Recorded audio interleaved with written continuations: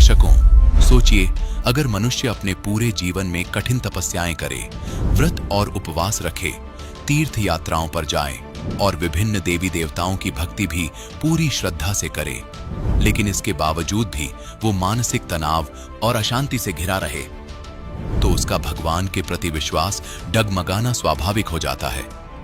दर्शकों, ऐसी ही कहानी थी राजस्थान की रहने वाली सोनम सैनी जी की।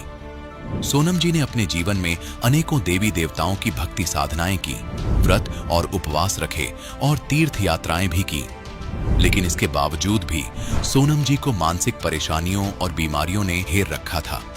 परंतु दर्शकों, आज सोनम जी का कहना है कि जब से मैंने संत रामपाल जी महाराज की शरण ग्रहण की है, तब से हमारा जीवन पूरी तरह से बदल गया है। अब मैं अपने भगवान संत रामपाल जी महाराज द्वारा दी गई आदि सनातनी भक्ति करती हूँ और सभी प्रकार की शास्त्र विरुद्ध साधना को त्याग दिया है।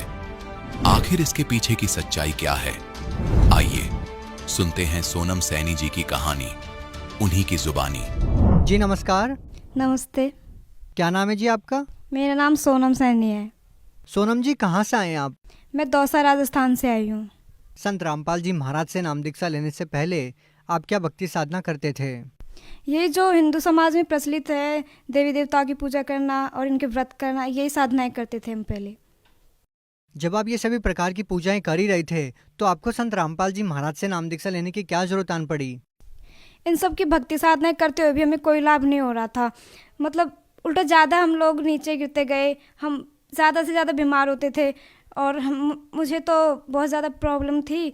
इतनी भक्ति साधना करते हुए भी मुझे कुछ भी लाभ नहीं हो रहा था। दुर्गा जी के व्रत करती थी, तो वो करवा चौथ का व्रत करते थे ना, वो भी मैंने किया था कि क्या पता मैं ठीक हो जाऊं। उनका व्रत करने से कहते हैं कि दुर्गा माता सबके संकटों को हरती है, तो मैंने भी यही किया, व्रत करते थे, लेकिन कोई बेनिफिट नहीं हुआ हमें। इसलिए मैंने सोचा कि इन सब की भक्ति करने से कोई लाभ नहीं होगा।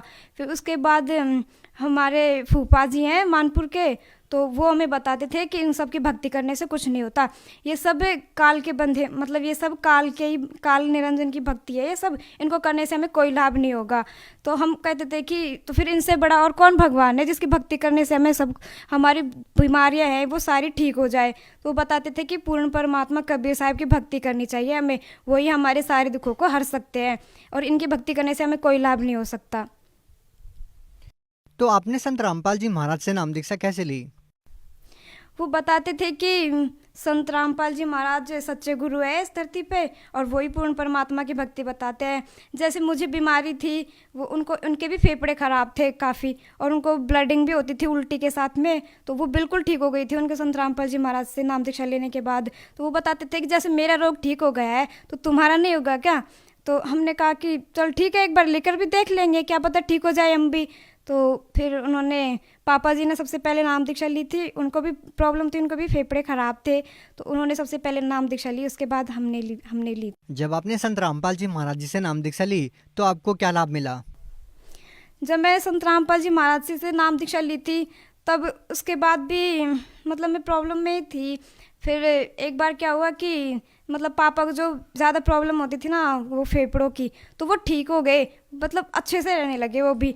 फिर मैंने सोचा कि अगर ये भी ठीक हो गए तो क्या पता मैं भी ठीक हो जाऊँ, मैं भी एक बार गुरुजी से प्रार्थना कर लूँ कि वो कहते हैं, मतलब पापा जी बताते हैं कि अगर हम सच्चे हृदय से भगवान को याद करेंगे ना तो वो ज़रूर हमारी मदद करते हैं।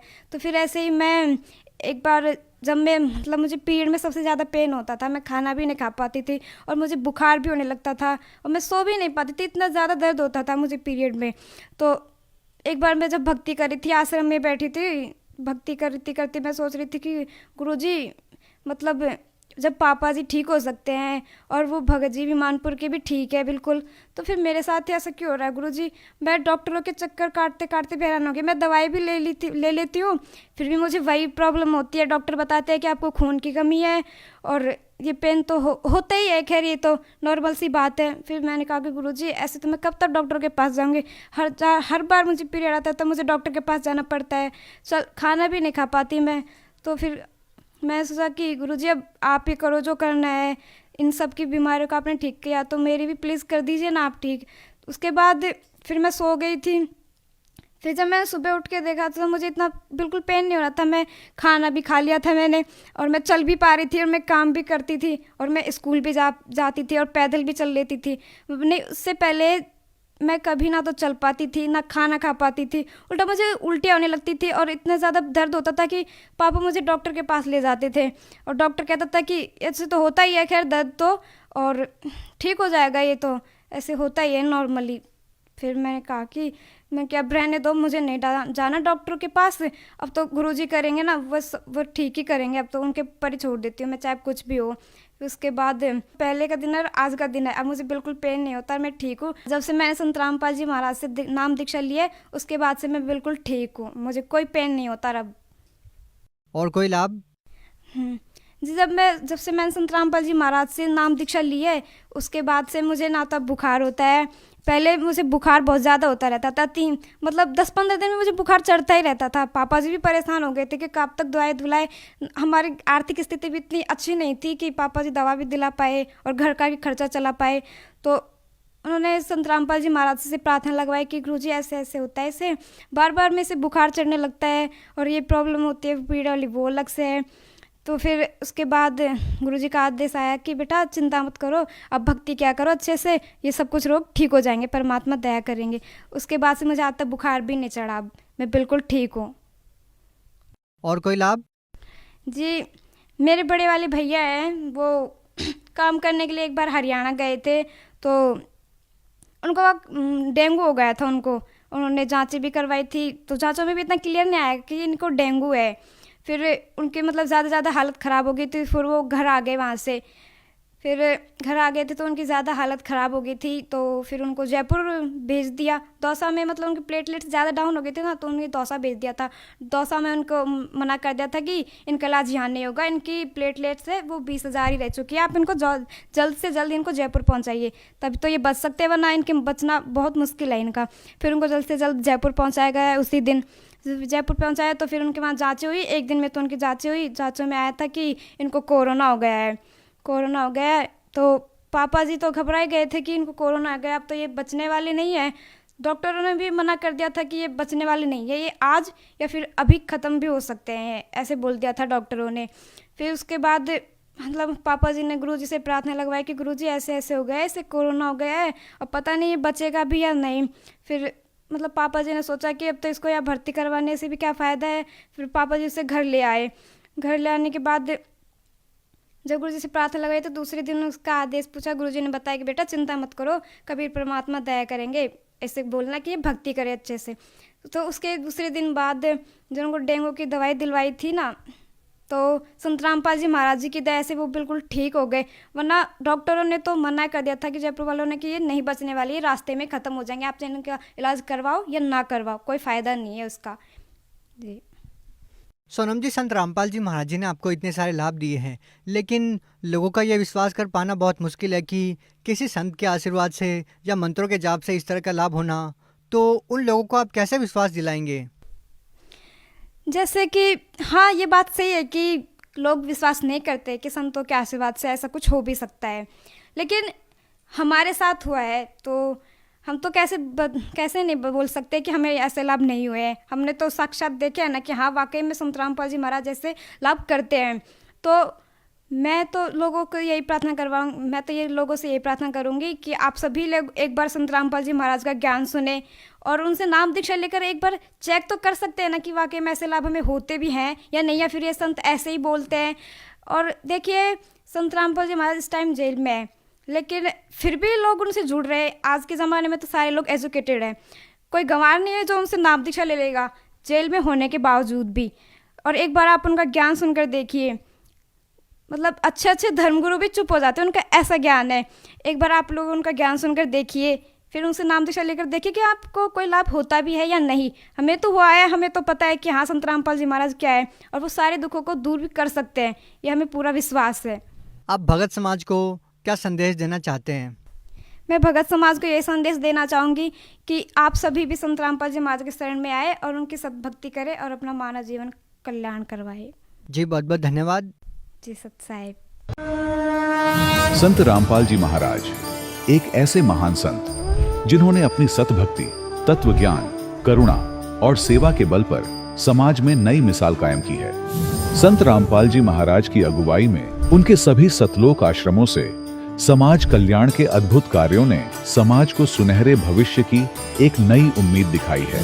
संत रामपाल जी महाराज से नाम दीक्षा लेने के बाद लाखों लोगों की लाइलाज बीमारियां जैसे कैंसर, एड्स आदि ठीक हुई।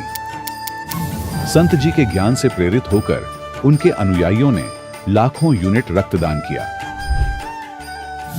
संत जी ने लाखों बहन बेटियों का दहेज मुक्त विवाह करवाया।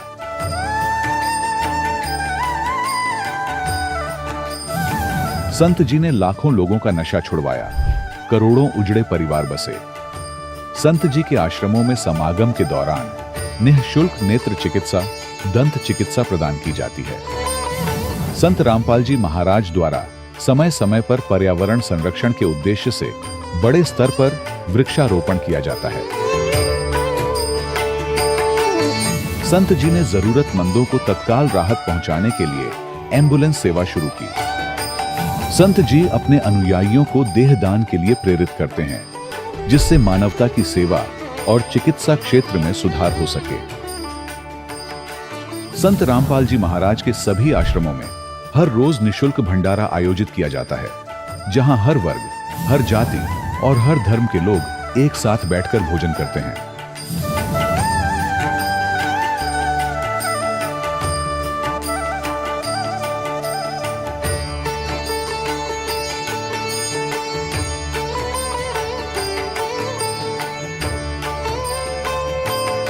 संत रामपाल जी महाराज के आश्रम में हजारों बुजुर्गों को सम्मान और प्यार के साथ जीवन जीने का अवसर मिलता है। उनके खाने, रहने और स्वास्थ्य की पूरी जिम्मेदारी संत रामपाल जी महाराज उठाते हैं। अनाथ बच्चों के लिए संत रामपाल जी महाराज के सभी आश्रम किसी वरदान से कम नहीं। यहाँ उन्हें शिक्षा, संस्कार और भविष्य के लिए बेहतर अवसर प्रदान किए जाते हैं। चाहे बाढ़ हो, भूकंप या महामारी, संत रामपाल जी महाराज और उनके अनुयायी हमेशा ही जरूरतमंदों के लिए सबसे आगे खड़े रहते हैं। कोविड महामारी के दौरान संत रामपाल जी महाराज के आश्रमों से करोड़ों लोगों के लिए भोजन, दवाइयां और जीवन रक्षक सामग्रियां उपलब्ध कराई गई। चाहे गरीब की मदद हो या किसी शोषित और पीड़ित वर्ग के हक और सम्मान की लड़ाई, संत रामपाल जी महाराज ने हमेशा ही उनकी दबी आवाज को सरकारों तक पहुंचाया है और उन्हें उचित न्याय दिलवाने में अहम भूमिका अदा की है। समाज में आध्यात्मिक और सामाजिक मूल्यों के प्रति जागरूकता लाने में संत रामपाल जी महाराज हर कदम पर मानवता के सच्चे सेवक साबित हुए हैं। संत रामपाल जी महाराज का जीवन हमें सिखाता है कि सच्ची सेवा वही है जो निस्वार्थ भाव से की जाए। आइए हम भी इस महान सेवा के कार्य में इस महान संत से जुड़ें और संत रामपाल जी महाराज से नाम दीक्षा लेकर अपने जीवन को धन्य बनाएं।